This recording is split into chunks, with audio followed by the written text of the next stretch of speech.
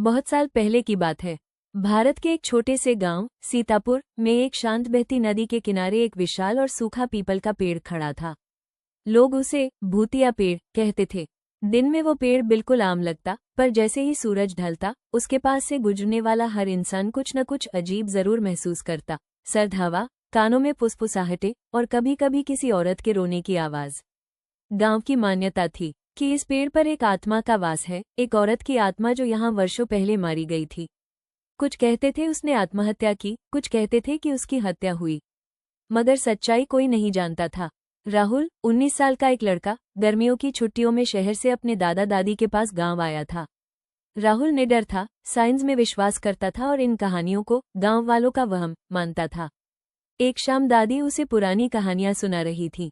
दादी ने बताया कि एक जमाने में गांव की एक लड़की चांदनी का दिल टूटने पर उसने उसी पेड़ से फांसी लगा ली थी।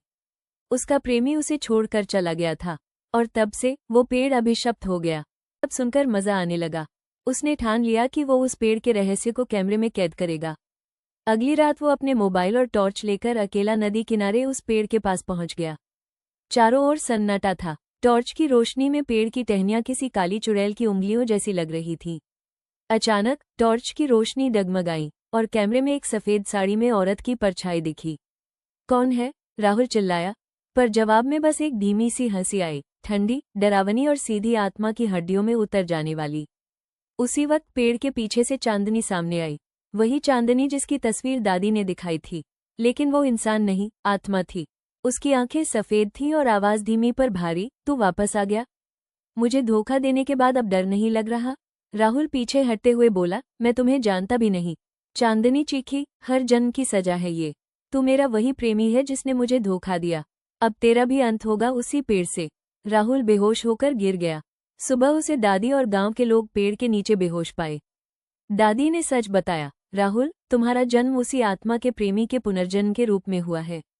उसी पेड़ ने उसे निगल लिया था और आज वो तुम्हें भी खींच रहा था। राहुल ने डरने की जगह आत्मा से माफी मांगी। वो पेड़ के नीचे एक मंदिर बनवाता है, वहीं पूजा कराता है और चांदनी की आत्मा को शांति देने के लिए हर साल व्रत रखता है। धीरे धीरे वो पेड़ फिर से हरा होने लगा। अब वहां डर नहीं था, बस शांति।